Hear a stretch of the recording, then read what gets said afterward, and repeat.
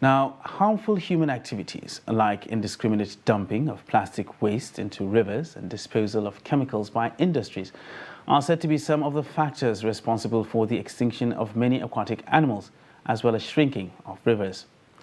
In this report, fishermen at Kaduna River say they and other unhealthy activities have led to a reduction in the quantity of fish they harvest from the river, as well as a decline in the river habitat, while experts believe aquatic animals will continue to go into extinction due to these activities. The report. River Kaduna derives its name from crocodiles due to the abundance of these reptiles in the river in the past. Today, fishermen say they can hardly find any of them in the river. Yusuf is one of the fishermen along River Kaduna. He laments the drastic reduction in the quantity of fish from the river due to unhealthy treatment of the river by man.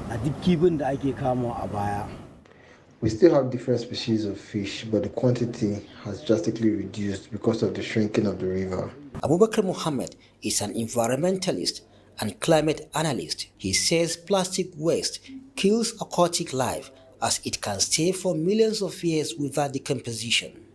Aquatic life majorly, they eat whatever they see within the water body. And some of them, if they, plastic does not dissolve or digest or even decompose on time. Plastic can stay millions of years without decomposition. Aquatic life will eat that. If they eat that, what happens is that it will make them to go into extinction. It's actually going to affect millions and millions of aquatic life that are living. That is why if you look at most of our rivers now, you hardly can find good quantity of fish in them.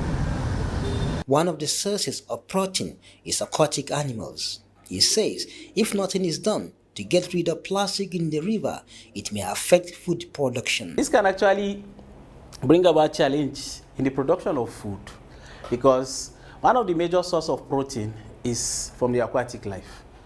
You get it? So perhaps if we have shortage in the production of food, like especially protein, then you have so many people coming up with malnourished, malnutrition. That is people coming up with sickness like beriberi and so on and so forth.